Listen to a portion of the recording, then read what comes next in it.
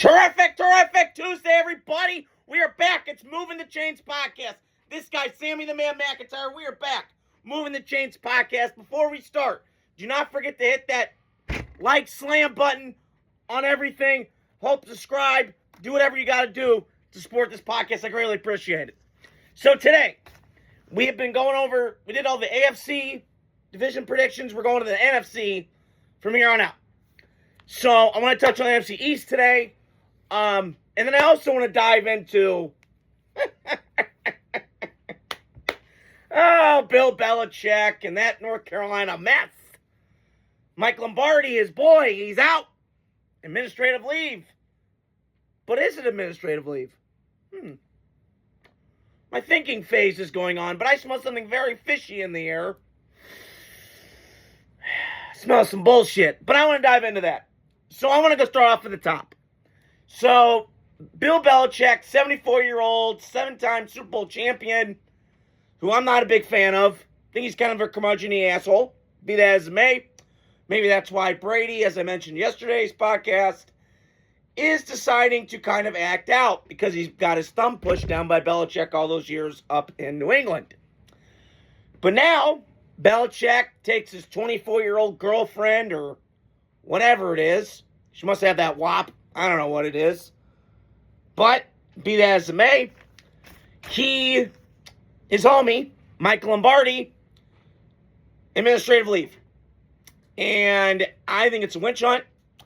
I believe that one of the staffers, and I've been told this from Sean Salisbury, who, I don't know if I should listen to him, famously sent a picture of his you-know-what to an ESPN employee, and it kind of went down the rabbit hole, and he got fired.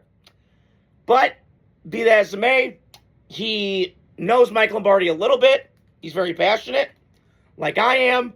Sometimes that passion gets you in trouble. But I feel like this is kind of a scapegoat thing.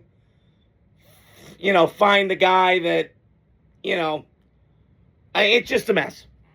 And it doesn't surprise me that, that Bill Belichick is failing in North Carolina. Doesn't surprise me. He failed drafting in the NFL. And you really expect me to believe that he's going to work great with 18-year-olds? No. I mean, I know Mike Lombardi got paid $1.5 million to be a GM. That's not going to work. I was always suspect of this when this happened. Because to me, those two guys are Northeast guys to their core. And regions matter. I've said this a bunch of times on this pod of college football. They're not Southern people. They're Northeasterners. They think like Wall Street people.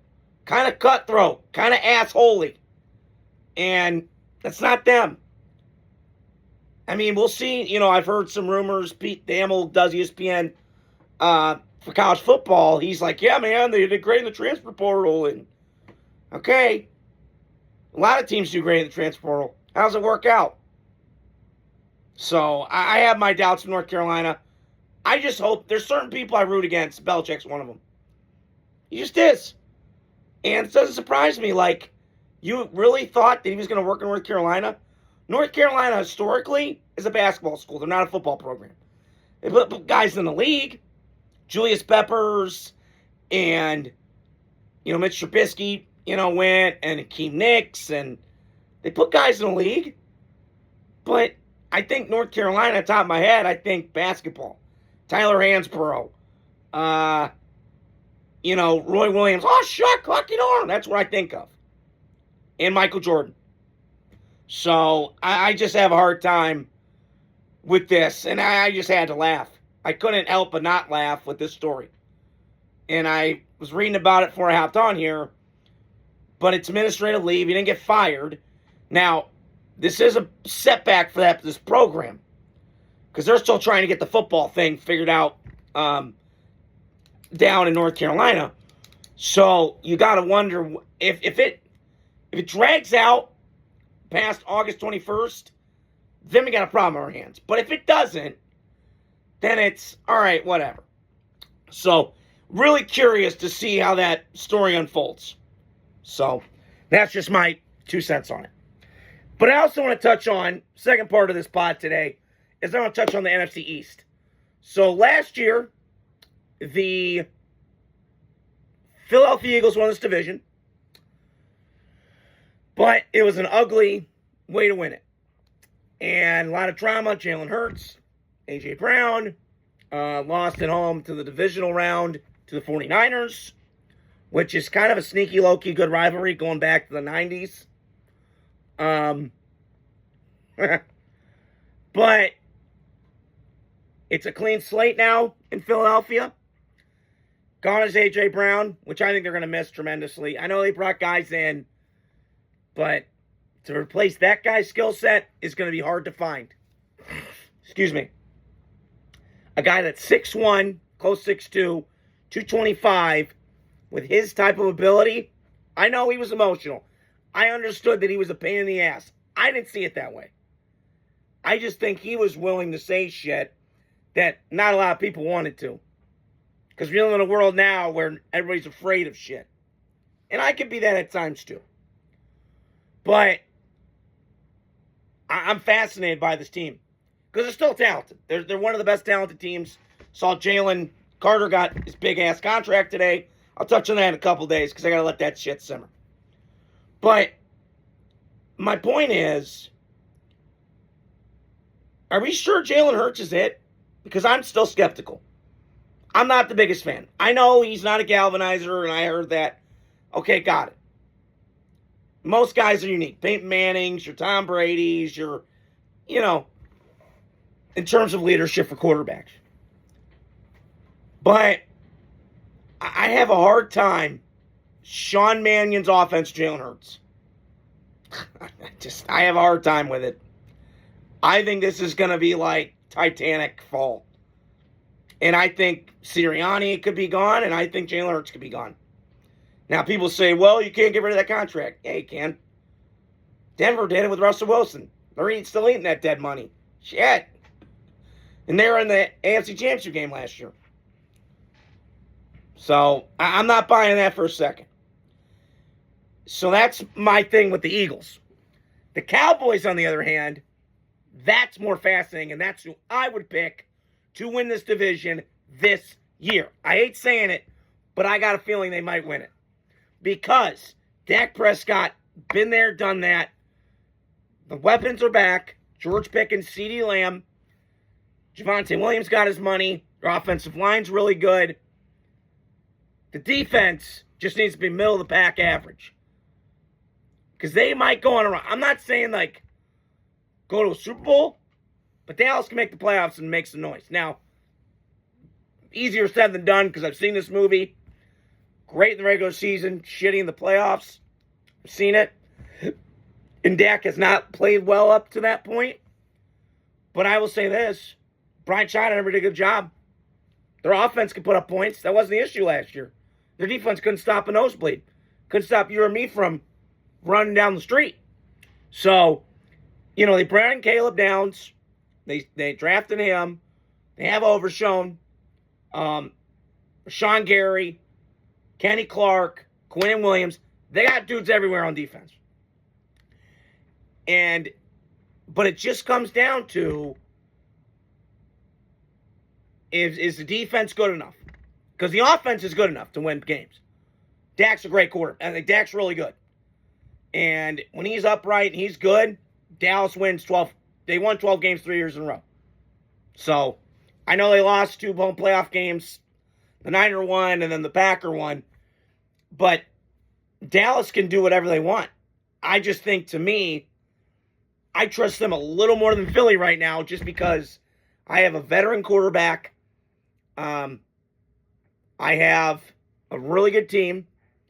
Offensive line getting young, little bit older now, but getting in their prime. And they got to run the football a little bit better. But they can do whatever they want on offense. They can spread it out. You want to spread it out 5 wide? Gotcha. You want to run the ball? Put 8 in the box. We'll go one-on-one down the middle. Fine. So I'm really excited. I'm eager to see what Dallas does because their defense with that offense could make some serious noise in the NFC and maybe the league. And the third team I'm going to put on here,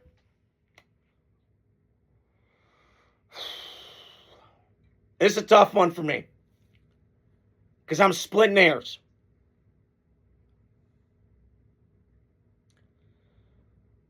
I honestly think I'm going to go the Washington Commanders, Kevin Craner's team, because Jane Daniels comes back. They have a new defense, looks charged, recharged, energized. Excuse me. And they added weapons. Offensive line got beefed up.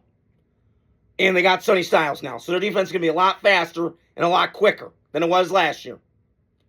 So I just have a true sense and feeling.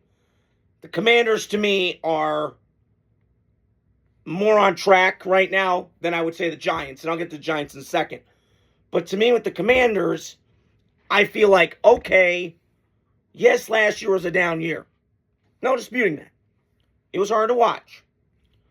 But I trust Jaden Daniels right now over Jackson Dart. Just because I've seen Jaden do it more than I have Jackson Dart. Now, both have injury concerns, and I got questions marks with both of them. But I don't have question marks in terms of the leadership with Jaden Daniels than I do with the Jackson Dart. So I'm going to go Commanders. I'm going to go Dallas 1, Philly 2. I'm going to go Commanders 3. And at my fourth spot to wrap this thing up, I'm going to go Giants. And I know a lot of people are praising the John Harbaugh hire and that sort of thing. And I get it. And I'm a big John Harbaugh fan. But let's be honest here. He had pretty stacked rosters in Baltimore and he couldn't deliver. Now, this is not on that level with the Giants in terms of the Ravens roster. But what John Harbaugh does brings stability, brings maturity, and brings a no-nonsense kind of approach. Which, my lifetime, when the Giants have had that, they've won Super Bowls. Bill Parcells and Tom Coughlin brought them. And, some of those years, pre-2000, like Jim Fossil, got to a Super Bowl, played the NFC Championship game at home against the Vikings. You get where I'm going at. So, I see something. So, but I have huge concerns with Jackson Dart's health. Abdul Carter, is he going to be a normal person? Not looking at porn and doing stupid shit? Now, he's a rookie. Got it. Trying to take Lawrence Taylor's jersey number. I literally lost my shit when I saw that. So now you got a lot of players now. But the Giants, to me, are just like, you're wincing because all these guys get hurt. Malik Neighbors, Cam Scannaboo, Jackson Dart. So, I'm fascinated to see what the Giants and Commanders do because this NFC East division is going to be fascinating. So, I'm excited to see it. So, that's all I got for you guys today. Football is around the corner. Stay tuned throughout the week. I got more content coming out. Hope you guys are doing well. Terrific Tuesday. Adios. Godspeed.